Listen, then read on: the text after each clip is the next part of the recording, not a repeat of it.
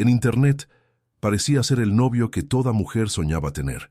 El chico que enseñaba sobre el respeto en las relaciones con una sonrisa en el rostro y una calma que parecía inquebrantable. Pero ¿puedes adivinar lo que pasaba cuando el directo terminaba? ¿Y qué pasa cuando la mujer que ya no soporta más mentiras decide, en vivo, para miles de personas, mostrar quién eres realmente? Hoy, sin filtros y sin la máscara que me ganó tantos aplausos, voy a contar cómo esa misma máscara no solo se agrietó, sino que fue hecha añicos en cadena nacional por la única mujer a la que debería haber protegido, dejándome con nada más que la verdad, las cenizas de mi carrera y el silencio de este apartamento vacío. La gente me conocía como Javi el Buen Partido, el príncipe de las relaciones de Internet. Mi vida normal era una mentira exitosa, una obra de teatro ejecutada a la perfección. No me despertaba con el sonido de los pájaros, sino con el zumbido adictivo de las notificaciones. El olor que dominaba mis mañanas no era el del café recién hecho, sino la fragancia metálica de la ansiedad mientras revisaba las métricas de la última publicación. Vivía en un estudio impecable, con iluminación profesional y un fondo neutro, que era más mi hogar que el resto del apartamento. Allí yo era Javi, sensible, empático. Fuera de ese encuadre, en el mismo apartamento, vivía Javier. Y Javier solo se sentía seguro teniendo el control, una sombra constante sobre Ana, la mujer que yo decía amar. La normalidad era ese ciclo enfermizo: grabar, publicar, ser aplaudido y después descargar la presión en quien estaba más cerca. Poseía una inseguridad tan profunda que se vestía de arrogancia. No la llamaba defecto, claro, la llamaba cuidado, celo. Recuerdo una vez que Ana llegó a casa radiante, con una idea brillante para un proyecto de arquitectura, su verdadera pasión. Mientras ella dibujaba en el aire con los ojos brillantes, la interrumpí para corregir un detalle técnico insignificante que había leído superficialmente. Vi su brillo disminuir, como una bombilla perdiendo fuerza, y me justifiqué internamente. Solo la estoy ayudando a ser mejor. La verdad, no soportaba su brillo. Tenía miedo de que, si se volvía demasiado fuerte, revelaría cuán opaco e inseguro era yo por dentro. Cada logro suyo era para mí una amenaza velada, un recordatorio de mi propia mediocridad enmascarada. Todo lo que más valoraba era mi identidad. Una identidad falsa, pero la única que sentía tener. Mi carrera, mi relevancia, la admiración de miles de extraños, todo eso dependía de la máscara de perfección. Y Ana, bueno, Ana era la pieza central de ese rompecabezas. La amaba, pero de una forma egoísta y posesiva, como un coleccionista ama su trofeo más valioso. Ella era la prueba viviente de que mis teorías funcionaban. Mis planes eran simples: crecer aún más, escribir un libro, lanzar un curso, siempre con ella a mi lado, la musa sumisa y obediente. Imaginaba un futuro de éxito para nosotros, sin darme cuenta de que, en realidad, estaba planeando un futuro de éxito para mí, con ella como un hermoso accesorio que validaba mis mentiras. Con el tiempo, Ana empezó a pasar más tiempo en la oficina, y esa fue la primera grieta en mi fortaleza. Al principio me quejé, usé el chantaje emocional sobre cómo ella no priorizaba nuestro tiempo, pero entonces empezó a llegar a casa con una energía diferente. Un cansancio satisfecho, una autoconfianza que no pedía mi aprobación, y eso me aterraba.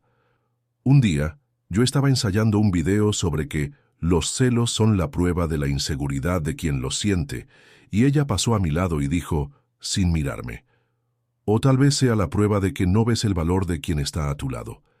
Esa frase quedó flotando en el aire, un dardo envenenado. La ignoré. Claro, lo atribuí a su estrés. Pero la semilla de la inquietud estaba plantada. La marioneta estaba empezando a cortar sus propias cuerdas. Y entonces, un día, ocurrió.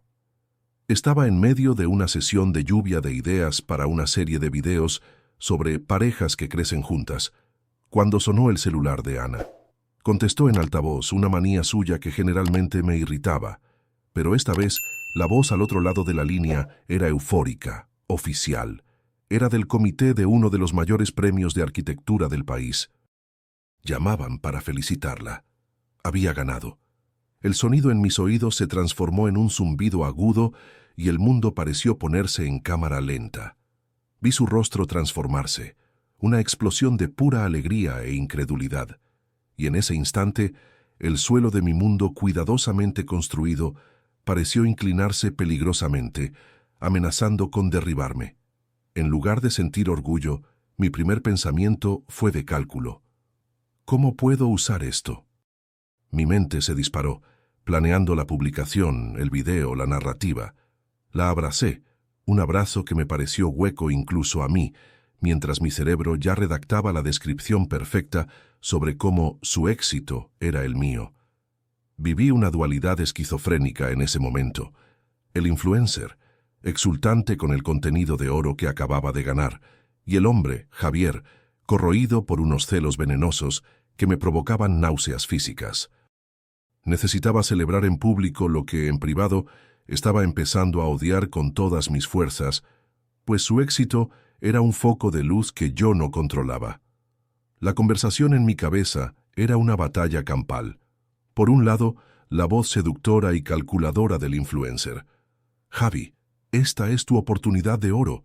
Muéstrale a todos qué compañero tan increíble eres. Esto te traerá miles de nuevos seguidores, contratos millonarios. Es la prueba definitiva de todo lo que predicas. Por el otro, la voz sombría e insegura de Javier, un susurro venenoso. Se volverá arrogante. La gente le prestará más atención a ella. Se dará cuenta de que es demasiado buena para ti y te dejará. Tienes que encontrar la manera de mantenerla con los pies en la tierra, de recordarle quién es el protagonista aquí. Era la lucha entre mi imagen pública y mi ego aterrorizado. Y entonces tomé la decisión que selló mi destino. Haría las dos cosas. Sería su mayor apoyo para que el mundo lo viera, capitalizando al máximo su victoria. Y entre cuatro paredes le recordaría sutilmente que aquello fue suerte, una casualidad, un alineamiento de planetas, para que nunca se sintiera genuinamente dueña de su éxito, y por lo tanto, nunca se sintiera superior a mí. La decisión fue una rendición a mi lado más oscuro. En ese momento, crucé una línea invisible. Dejé de solo mentirle a mi público y empecé a tejer la mentira más destructiva de todas, aquella que envenenaría la base de mi propia vida. Y sabía, en el fondo, que ya no había vuelta atrás. Mi primer acto concreto fue coger mi celular, elegir la mejor foto que teníamos juntos. Revisé decenas de imágenes, ignorando aquellas en las que la alegría de ella era el foco principal. Elegí una en la que la abrazaba por la espalda, con una mirada protectora, mientras ella sonreía a la cámara. Yo parecía el guardián de su éxito. Empecé a teclear. Cada palabra era una puñalada a la verdad. Increíblemente orgulloso. Talento que siempre supe que el mundo necesitaba ver. Apoyar los sueños de quien amamos es la base de todo. Sentía el peso del celular en la mano como si fuera un arma cargada. Pulsé publicar. El acto no fue solo digital, fue la materialización de mi elección. La realidad de mi hipocresía se asentó, y el largo camino hacia el abismo se abrió frente a mí. Las consecuencias en línea fueron inmediatas y embriagadoras. La publicación se hizo viral.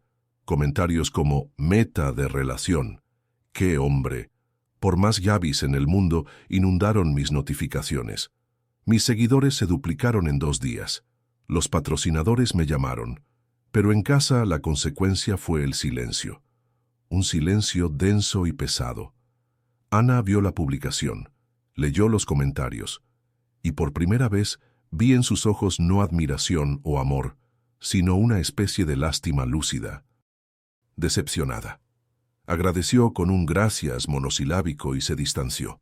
El aplauso de 1 millón de extraños no podía llenar el vacío helado que se instaló entre nosotros en el sofá.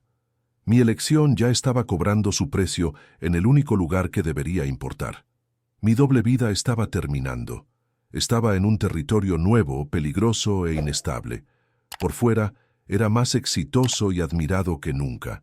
Por dentro, sentía la soledad más profunda que jamás había conocido, una soledad acompañada. El aire en casa parecía enrarecido, cargado de cosas no dichas. Los colores de mi mundo en línea, vibrantes y saturados, contrastaban con el gris opaco de mi realidad. Tenía una pequeña llama de propósito, pero era la llama equivocada, la de mantener la farsa a cualquier costo, de reforzar las paredes de mi prisión dorada. No lo sabía, pero la verdadera prueba, la tormenta perfecta que yo mismo había creado, apenas estaba comenzando. El primer gran desafío llegó en forma de una invitación formal. Ana fue llamada para dar la conferencia de apertura en un gran congreso de arquitectura, sobre su trayectoria y el proyecto premiado. Mi primer instinto fue el pánico puro. Ella, sola, en un escenario en el centro de atención de su industria, intenté de forma sutil sabotear la idea. Pero amor, te aterra hablar en público. ¿Y si te hacen una pregunta técnica que no sepas responder? Es mejor centrarse en el trabajo ahora, no distraerse. Cada palabra era una palada de tierra sobre su confianza. Casi cedió, pero algo había cambiado.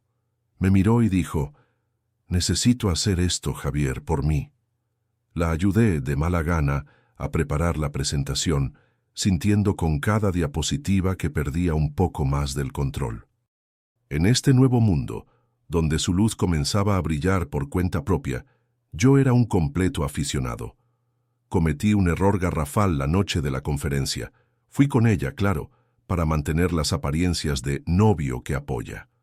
Durante el cóctel, un arquitecto de renombre la elogió efusivamente, y yo, tratando de participar, hice una broma para menospreciar su esfuerzo. Pasó algunas noches en vela, pero el verdadero genio detrás de todo fue el repartidor de café express. Nadie se rió. El silencio fue bochornoso. El profesor me lanzó una mirada helada, y Ana se alejó, visiblemente humillada. Sentí la vergüenza quemarme la cara. La lección fue dura. Las reglas de mi escenario en línea no se aplicaban a la vida real. Mi carisma forzado era, en realidad, una grosería transparente y patética. Irónicamente, mi aliado en este tortuoso viaje era mi propia audiencia. Eran mi mentor colectivo, enseñándome las reglas del juego que yo mismo creé. Siempre que mi inseguridad me impulsaba a publicar algo pasivo-agresivo o a victimizarme, los comentarios me guiaban de vuelta al personaje.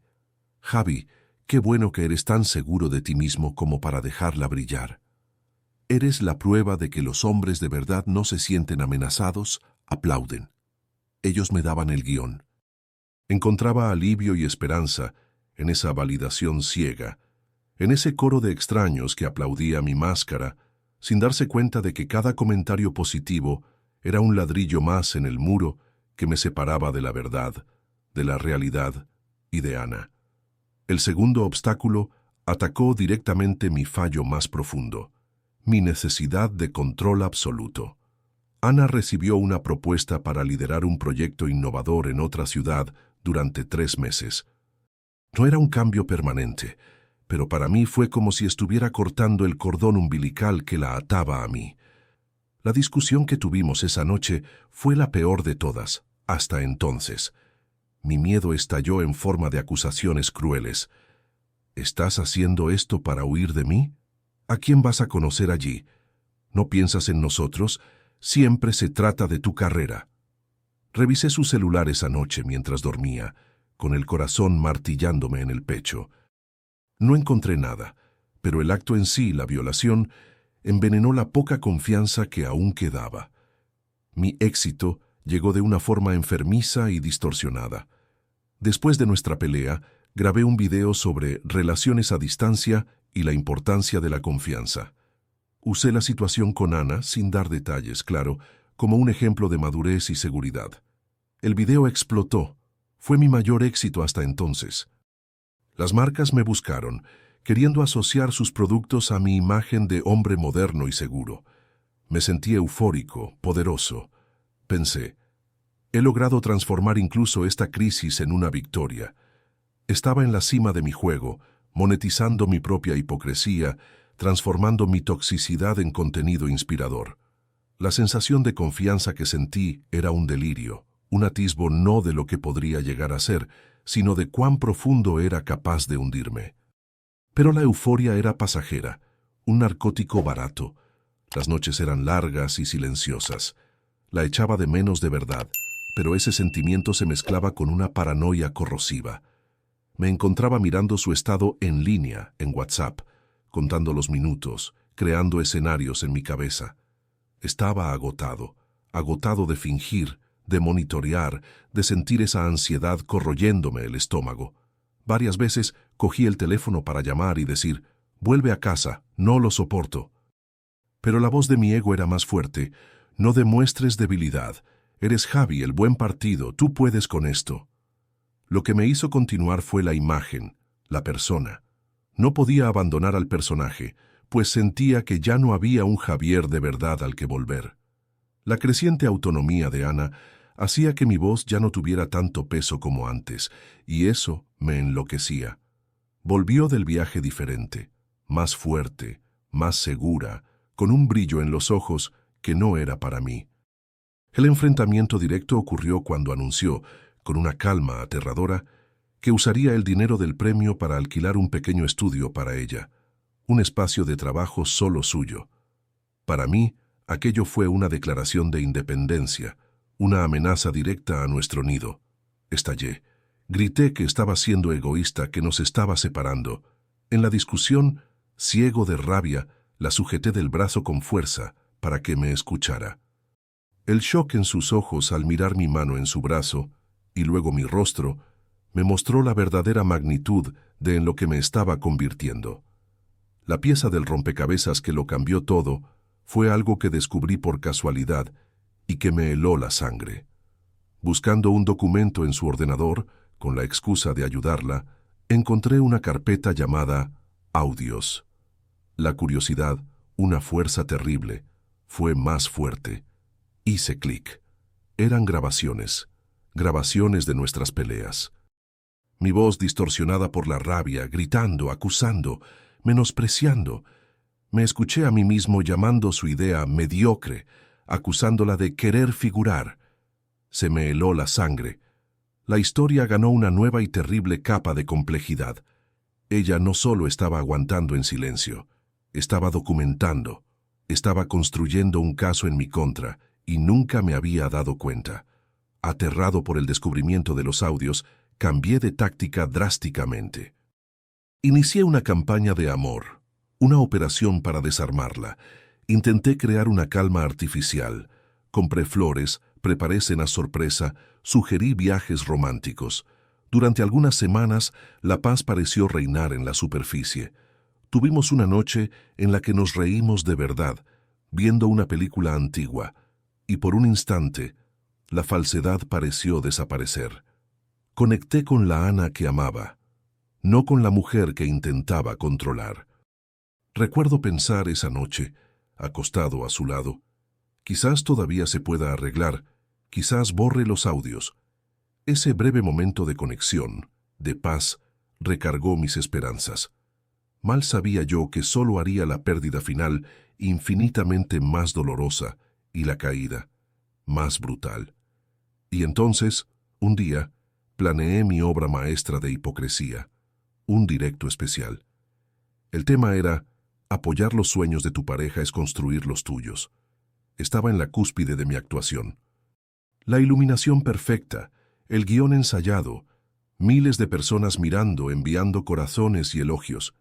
Estaba usando el premio de Ana como mi caso de estudio principal. Cuando ella ganó, sentí que habíamos ganado nosotros, decía, con la voz quebrada por una falsa emoción. La celebración en el chat era ensordecedora. Me sentía invencible, un dios de la empatía y el apoyo. Lo había conseguido. La lucha, en mi cabeza, había terminado. Había vencido. Fue cuando la puerta del estudio se abrió. Entró Ana. No dijo una palabra, y su silencio era más fuerte que cualquier grito. Su calma era aterradora. Continué hablando, tropezando con las palabras, la sonrisa congelada en mi rostro. Caminó lentamente hasta quedar a mi lado, frente a la cámara, y entonces levantó su propio celular. Lo primero que mi audiencia escuchó fue mi propia voz, distorsionada por la rabia. ¿Crees que ese premio te hace mejor que yo? Después, mostró la pantalla desplazándose por mensajes míos, controladores y crueles. Finalmente, sin expresión, se subió la manga de la chaqueta y mostró el hematoma morado en su brazo. Se inclinó hacia el micrófono y dijo, con una claridad cortante, «Este es el verdadero Javi, el príncipe de ustedes». Y se fue. No solo de la habitación, de mi vida. El mundo implosionó en tiempo real. El chat del directo, antes lleno de corazones, se convirtió en un tsunami de conmoción, asco y rabia, un borrón de emojis de serpiente y palabras de odio. Terminé la transmisión a toda prisa, pero era demasiado tarde. La grabación ya estaba en todas partes, con hashtags de repulsión hacia mí. En minutos mi celular se convirtió en un ladrillo vibrante de odio. Llegaron correos de patrocinadores, uno tras otro, con el asunto rescisión de contrato. Mis aliados, mis seguidores, se convirtieron en mis jueces y verdugos. Estaba completamente aislado, un náufrago en la isla digital que yo mismo construí, mientras la tormenta que negué durante tanto tiempo me ahogaba. Los días siguientes fueron una caída libre en un pozo sin fondo. Mi número de seguidores se desplomó, reemplazado por un número creciente de artículos y videos de otros creadores diseccionando mi hipocresía. Cada notificación era una nueva puñalada. Intenté llamar a Ana para suplicar, para explicar. El número estaba bloqueado. Fui al apartamento de su hermana, desesperado. Ella abrió, me miró con un desprecio que jamás olvidaré y me cerró la puerta en la cara. Perdí el contrato del libro, perdí la columna en la revista en línea, perdí la agencia. La estructura de mi vida, construida sobre las arenas movedizas de la mentira, se derrumbó por completo y quedé sepultado bajo los escombros. Una semana después, me aventuré a salir a comprar comida, con capucha y gafas de sol pensando que sería anónimo. En la fila del supermercado sentí un toque en el hombro. Una mujer me miraba, con el celular en la mano, grabando. «Eres tú, ¿verdad?» «El príncipe», dijo con la voz goteando sarcasmo. «Mi amiga te adoraba». ¡Qué asco! La gente en la fila se giró. Cuchicheos, miradas de desprecio. Dejé caer mis compras al suelo y huí de la tienda, con el corazón en la garganta, el sonido de las risas resonando detrás de mí. La humillación en línea se había materializado. Ya no había refugio. El mundo real ahora también era un tribunal, y yo ya había sido condenado. Acorralado hice lo que todo influencer caído hace. Grabé un video de disculpas. Fue la cosa más patética que he producido. Me senté frente a la cámara. Forcé lágrimas que eran de autocompasión, no de remordimiento. Hablé de tomarme un tiempo para reflexionar. Usé jerga de terapia que no entendía, como mis sombras y viaje de sanación. La reacción fue peor. Fui acusado con razón de estar actuando una vez más, de intentar manipular la narrativa incluso en mi caída. La lógica distorsionada por el pánico me hizo creer que podría controlar la percepción de mi propia destrucción. Ese video solo echó gasolina al incendio de la rabia pública.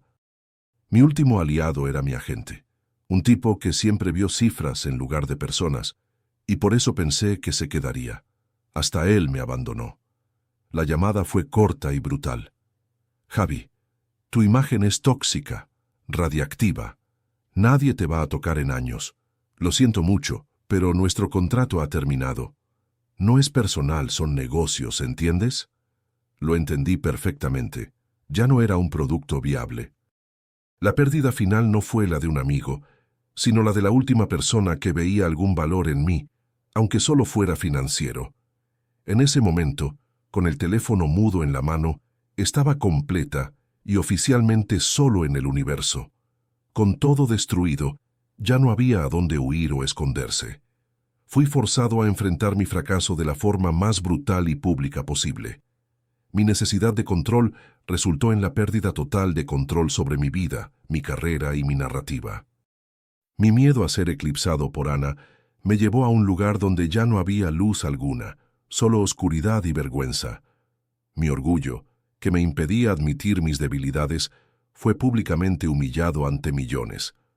Estaba solo en mi apartamento, el mismo lugar donde grabé videos sobre comunicación, y el silencio era la prueba definitiva de mi fracaso en comunicarme con la única persona que realmente importaba.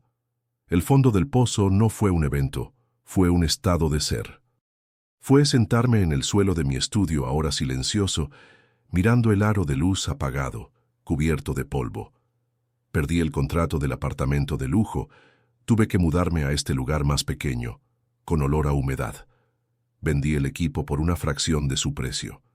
Mi celular, antes una fuente de validación, ahora era una fuente de pavor. El vacío no era solo la ausencia de notificaciones, era la ausencia de Ana. El olor de su perfume que aún flotaba en el armario. La aniquilación fue total. La muerte de Javi, el buen partido, fue ruidosa, pero la muerte de Javier, el hombre que tuvo la oportunidad de ser feliz, ocurrió allí, en ese silencio. En el silencio absoluto del fondo del pozo, algo sucedió. Sin la distracción de los likes, los comentarios, la actuación constante, comencé a escuchar otra voz dentro de mí. Una voz tranquila, honesta. Y empecé a revisarlo todo. No con justificaciones, sino con una claridad dolorosa. La epifanía no fue un rayo de luz, fue un dolor lento y creciente, una verdad que se infiltraba por las grietas de mi ego roto. Yo no amaba a Ana, la poseía. No necesitaba admiración, necesitaba validación porque no tenía ninguna por mí mismo. La lección que necesitaba aprender no era sobre cómo ser un buen compañero, sino sobre cómo ser una persona honesta. Entendí que el tirano en casa no era lo opuesto al príncipe en línea, era su consecuencia directa. Esta claridad no trajo alegría, pero trajo suelo, una base sólida, aunque hecha de los escombros de mi vida. La esperanza que nació allí no era de reconquistar a Ana o mi carrera, era más pequeña y más real. La esperanza de, quizás algún día, poder mirarme al espejo sin sentir un asco profundo. El nuevo plan no era un plan, era un pensamiento, un mantra, dejar de huir, dejar de culpar, dejar de mentirme a mí mismo.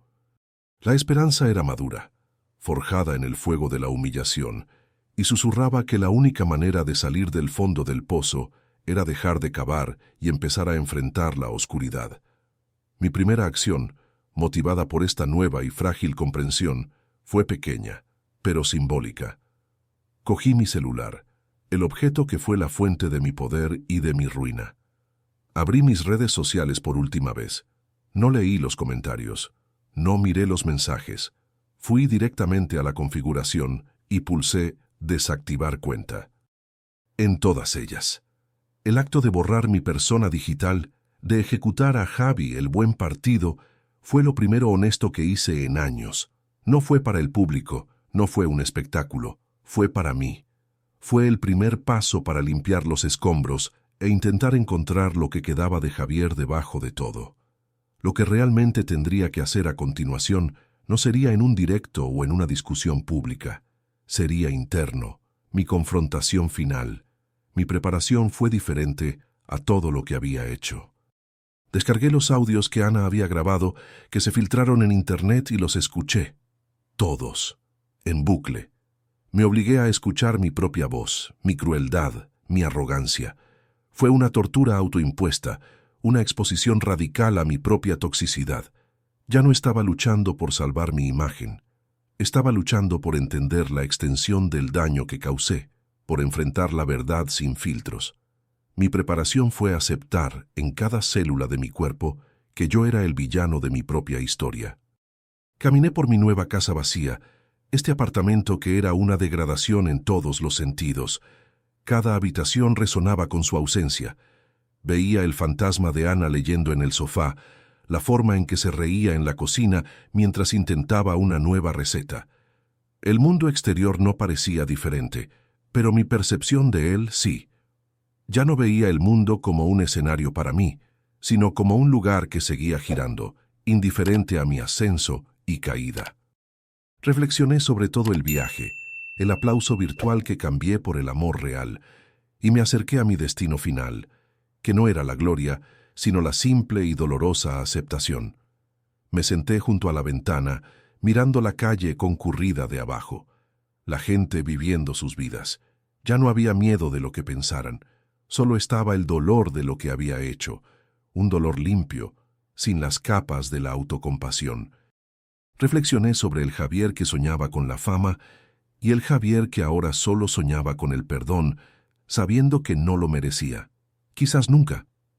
Estaba listo, no para luchar, no para vencer, no para reconquistar nada. Estaba listo para aceptar las consecuencias totales de mis actos. Era lo único honesto que podía hacer, lo único que quedaba. El enfrentamiento comenzó cuando cogí un bolígrafo y un papel, no para escribir el guión de un video, sino una carta. Una carta para Ana, que quizás nunca enviaría. Las primeras palabras fueron las más difíciles de escribir en toda mi vida, más difíciles que cualquier discurso ensayado. Ana, lo siento mucho. La tensión no estaba en el aire, estaba en mi mano, temblando, mientras intentaba encontrar palabras que no sonaran como otra actuación, otro intento de manipulación. Era un esfuerzo por ser genuino, quizás por primera vez. La mayor batalla de mi vida fue llenar esa página. No con excusas baratas, sino con un reconocimiento explícito. No dije estaba estresado o no era mi intención. Escribí, fui cruel, fui controlador. Te menosprecié para sentirme más grande. Cada crítica, cada grito, cada acto de control no se trataba de ti. Se trataba de mi propio vacío. Merecías un amor que fui incapaz de dar. Cada frase era una confesión, un acto de despojarse de la armadura oxidada del ego. Usé mi nueva fuerza, la honestidad brutal, para finalmente decir la verdad aunque solo fuera para mí.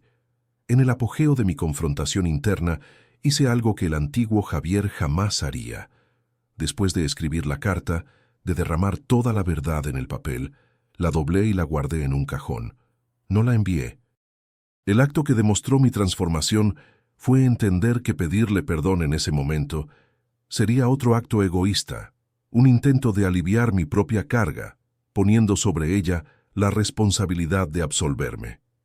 Acepté que necesitaba vivir con lo que hice, sin pedir nada a cambio, ni siquiera el alivio de su perdón.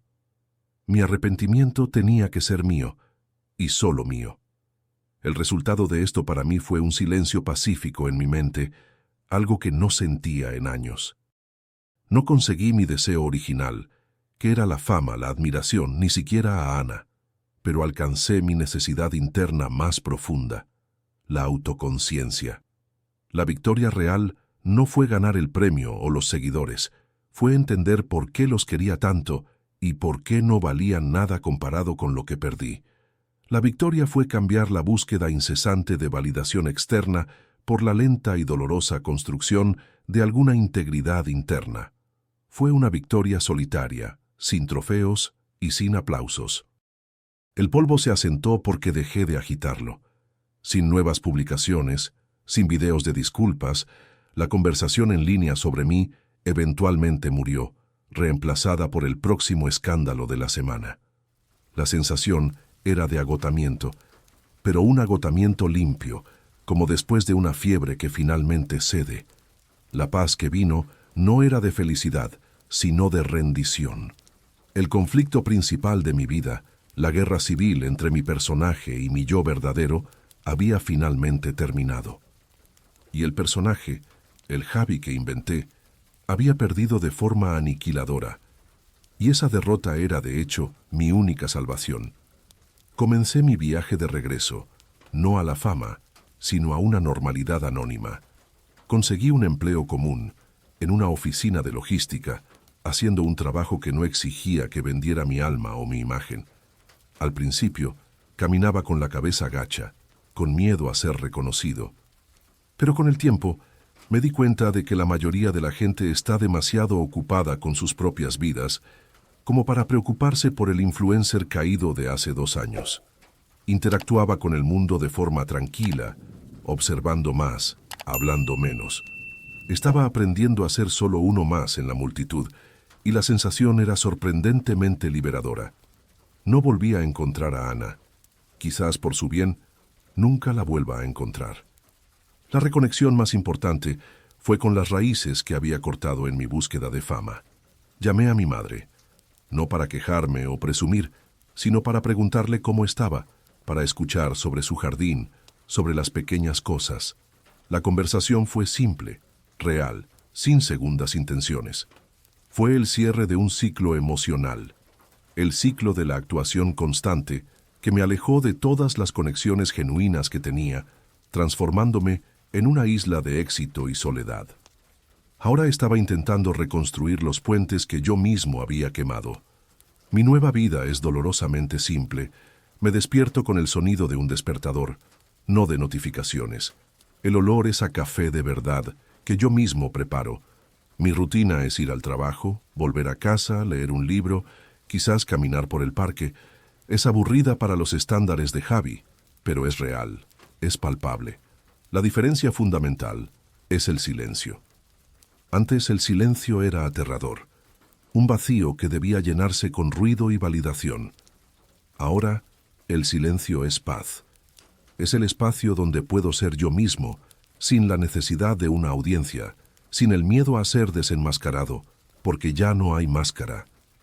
El otro día en mi trabajo, un colega más joven presentó una idea en una reunión y su jefe la descartó de forma grosera y pública.